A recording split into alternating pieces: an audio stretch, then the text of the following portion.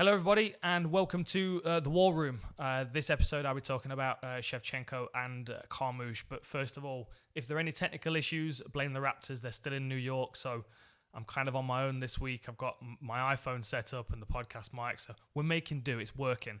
I wanted to get something out to you guys so you could get excited for the fight this weekend, because it's a good one to be excited about. I've got to stop banging the table. It keeps shaking the camera. It's a good one to be excited about. Obviously, Shevchenko is arguably the best female fighter on the planet, maybe second best to Amanda Nunes, who's, aside from Liz Carmouche, is the only other person that's beat Shevchenko. The first fight that Liz Carmouche and Shevchenko had was back in 2010. I've not been able to find the fight. I have searched deep into the internets and nothing's coming up. So if anyone's got a link to that fight, please send it over. I would like to watch it. But as far as I understand, it was a cut. From strikes that stopped the fight. It was stopped at the end of the second round. So, I mean, what can we get from that? I've not seen the fight, so I can't really tell you a great deal about it. I'm sure that Shevchenko, looking down her record, aside from the blemishes against Amanda Nunes, will be glad to get this one back, as well as it being a title defense, and the fact that Liz Carmouche is a very, very well-respected fighter. She's been around a long time. First female fighter in the UFC alongside Ronda Rousey. So a lot of experience. It's hard to know what she's going to bring to the table against Shevchenko. There are certain things that Carmouche does very well. She's very strong in this weight class, but then I would argue that Shevchenko is as strong because she's, 2 decision losses against Amanda Nunes, who went up and beat Cyborg. You can imagine the strength difference in that fight, and Shevchenko has always done very well. She's a very technical fighter. Liz Carmouche is very technical as well, but she gets away with a lot because she's so physically strong and dominant, which I think she might run into a bit of a wall against Shevchenko if she's trying to use strength. So I think Carmouche has got to be smart in this one, and because she's a veteran, she is going to be smart. We know that she's got the skills to be smart. So the obvious thing to say is, Shevchenko, I feel, is going to be way ahead in the striking range. For Liz Carmouche to win this fight, I think, she has to get her hands on Shevchenko. She has to try and ground Shevchenko, which I'll talk about in a second. Let's first talk about the striking, because assuming that Shevchenko's got the edge, we've got to think that it's Liz Carmouche that's going to have to deal with that early pressure.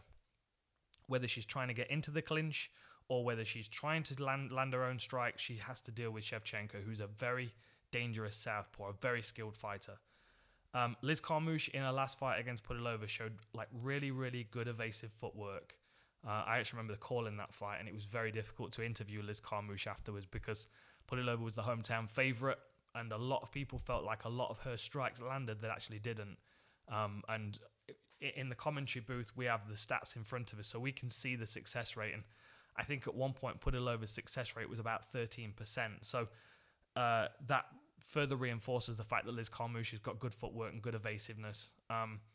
She also can fight from both stances as well, which there are positives when it comes to attacking, but more than anything, this fight, I think it's a benefit in defending. If for any reason she starts getting one of her legs eaten up by Shevchenko, she's always got the option to switch stance, and she is comfortable in both stances.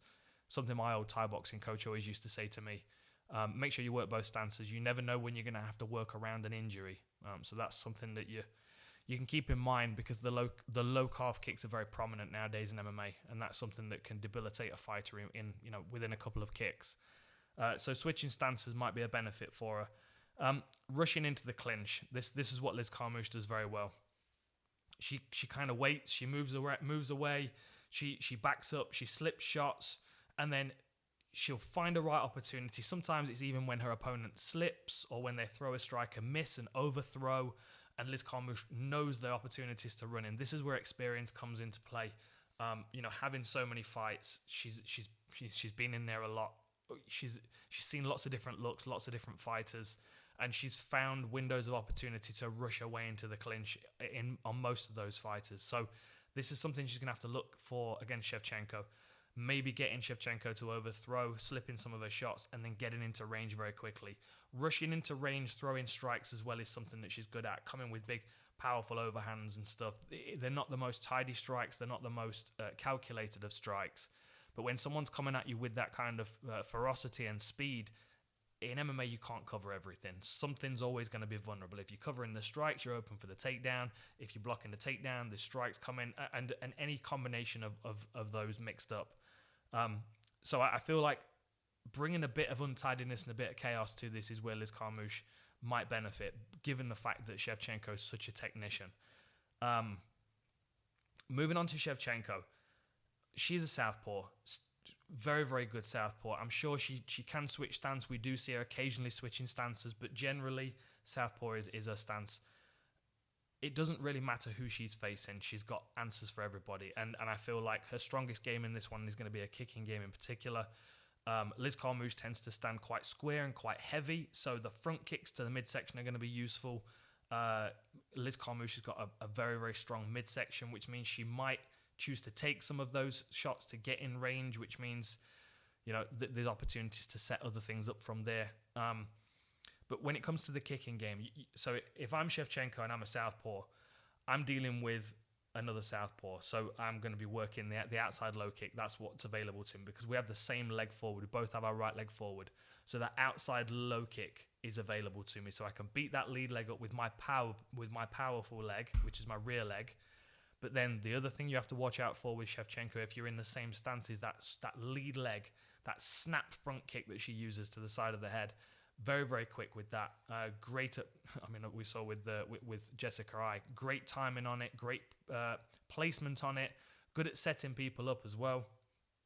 And then obviously if Liz Carmouche switches to orthodox, that then flips the script and you've got a whole bunch of other options available to you. So now I'm southpaw facing someone that's got their mirrored stance forward, so their left foot forward, which means that I've got that inside low kick that I can smash, the body kick and the head kick, and they're all power kicks because they're my left leg, they're my back leg as a southpaw. So lots of opportunities for Shevchenko to use her kicking game in this one, to control the octagon, to beat Carmouche up as she's moving, and set up her hand strikes. Kicks to punches will probably be the best route into this one. When it comes to the clinch work, this is where I'm kind of not sure how it's going to go.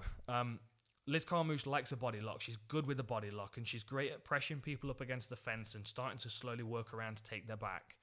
Because Valentina Shevchenko's got a black belt in judo, that she's quite happy to work with overhooks. Anytime you sparred with somebody that does judo or fought somebody or you've watched fights, Kara Parisian's a good example. Judo Jimmy Warhead was always the same when he started MMA. He always used to like the overhook. There's something very very familiar about it for judokas. They can go over and then they can feed the collar in, so they've got full control over one side. Obviously, there's no collar in MMA, but the overhook can still be quite useful. But it does make you vulnerable, to giving you back to lower body takedowns as well. Which Liz Carmouche, she is strong, she is powerful. When she decides to get going, she's called Girlrilla for a reason. She will pick you up and slam you. So that's an interesting aspect in this fight. How does Shevchenko deal with Liz Carmouche trying to control her with the body lock and getting around to her back? Does she opt for the overhooks and the throws, and then is she able to get Carmouche on the floor? That's where I'm not sure who wins that exchange. In my head, I think to myself, Liz Carmouche is more likely to use more strength in those circumstances, which means that over 5 rounds, that's going to fade faster. Shevchenko, because she's more technically based and she's more able to more comfortable with the striking, so less pressured to get the takedown, I feel like she might be able to. She's going to win the marathon, I suppose, unless Carmouche can get ahead early on the scorecards. When it comes to the grappling, Liz Carmouche really wants to be on top. She wants to be on the back. She wants to be working rear naked chokes. Pretty much the same as Valentina Shevchenko. She can fight off her back. We saw in the Juliana Pena the fight that she has a wicked armbar off her back. So even when she's been taken down, and she was kind of muscled in that fight against Pena, who's very strong at bantamweight. I feel like Shevchenko's a threat everywhere in this fight. She's dangerous everywhere. She's dangerous off her back. If she gets in top position and she's sitting in your guard, she will beat the hell out of your face, just like she did with Cachoeira, who took a hell of a beating before she gave her back and got choked out. It's going to be a battle for the rear naked choke. I wouldn't be surprised if we see Shevchenko throwing a couple of arm bars in there as well in the scrambles.